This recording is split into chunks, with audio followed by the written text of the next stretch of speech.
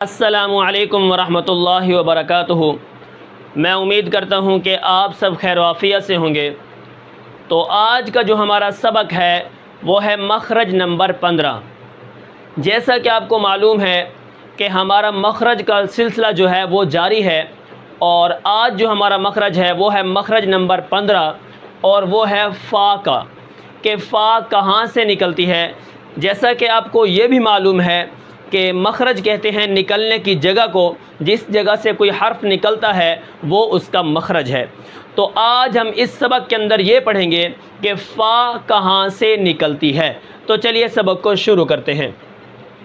اب یہاں پر دیکھیں یہ کہاں سے نکلتی ہے فا، یہ نیچے کے ہونٹ کا شکم، یعنی یہ جو نیچے کا ہونٹ ہے اس کے اندر جو تری والا حصہ ہے یہ شکم کا معنی پیٹ، یہ جو نیچے کے ہونٹ کا پیٹ ہے اس میں کیا لگے گا، جب ثنایا علیہ کا کنارہ، یہ جو ثنایا علیہ اوپر والے دو دانت ہیں، جب ان کے ساتھ اندرونی حصے میں لگے گی تو وہاں سے فا ادا ہوگی۔ فا وہاں سے نکلتی ہے۔ اب اس کے اگر آپ تفصیل دیکھیں تو وہ یہ ہے کہ ثنایا علیہ کی نوکیں، یہ جو ثنایا علیہ کی نوکیں ہیں یہ کہاں پر لگیں گی، یہ جو نیچے کے ہونٹ کا اندرونی تری والا حصہ ہے وہاں پر جب یہ اوپر سے لگیں گی تو وہاں سے فا ادا ہوگا۔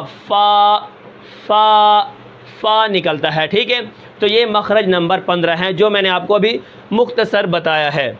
اب اس کو کیا کریں گے، نرمی کے ساتھ جب ثنایا علیہ کی نوکیں اور یہ نیچے کے ہونٹ کا شکم تری والا حصہ جب آپس میں نرمی کے ساتھ ملائیں گے تو وہاں سے فا ادا ہوگی۔ فا جیسے ففعلوا، ٹھیک ہے، الم تر کیف ففعل، ٹھیک ہے، ففا نیچے کے ہونٹ کے ساتھ آپ ثنایا علیہ کی نوکیں جب یہاں پر لگائیں گے تو وہاں سے فا ادا ہوگا۔ یہ مخرج نمبر 15 ہے۔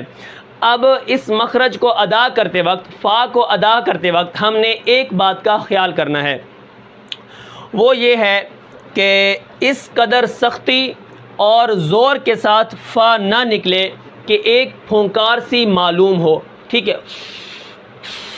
ایک کیا ہے، پھونکار سی کیا ہو، معلوم ہو۔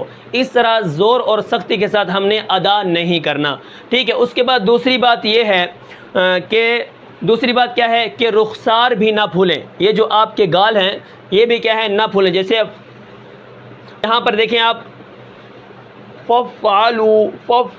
یہاں پر آپ کے رخسار بھی نہ پھولیں، یہ دونوں باتیں عیب دار ہیں، معیوب ہیں، ٹھیک ہے۔ ہم نے کیا کرنا ہے، فا کو ادا کرتے وقت نہ زور اور سختی کے ساتھ اس طرح ادا کرنا ہے کہ ایک پھونکار سی منہ سے نکلے، معلوم ہو، فا اس طرح کی ایک ہوا نکلے، ٹھیک ہے۔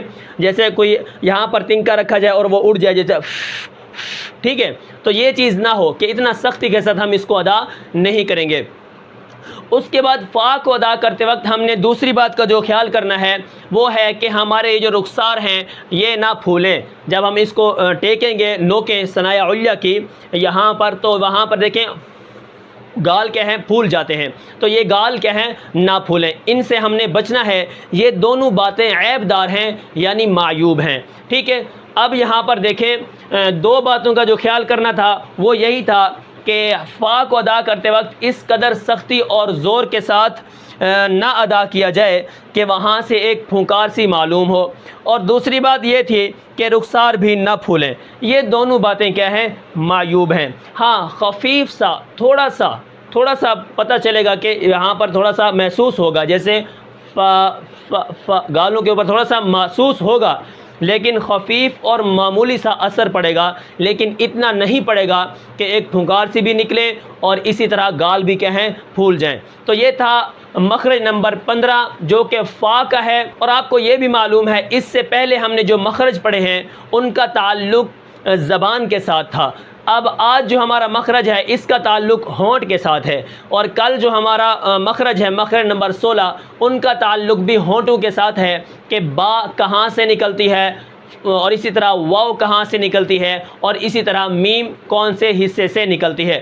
کل ہمارا جو مخرج ہے وہ ہے مخرج نمبر 16، تو میں امید کرتا ہوں کہ آپ کو یہ سبق سمجھ آیا ہوگا، جس کے اندر میں نے آپ کو فا کا مخرج بتایا ہے کہ یہ نیچے کے ہونٹ کا شکم اور ثنایا علیا کی نوکیں جب آپس میں نرمی کے ساتھ لگائی جائیں تو وہاں سے فا ادا ہوتا ہے۔ ٹھیک ہے، تو میں امید کرتا ہوں کہ آپ کو یہ سبق سمجھ آیا ہوگا۔ پھر ملتے ہیں انشاءاللہ اگلے سبق میں، تب تک کے لیے مجھے اجازت دیجیے۔ اللہ حافظ۔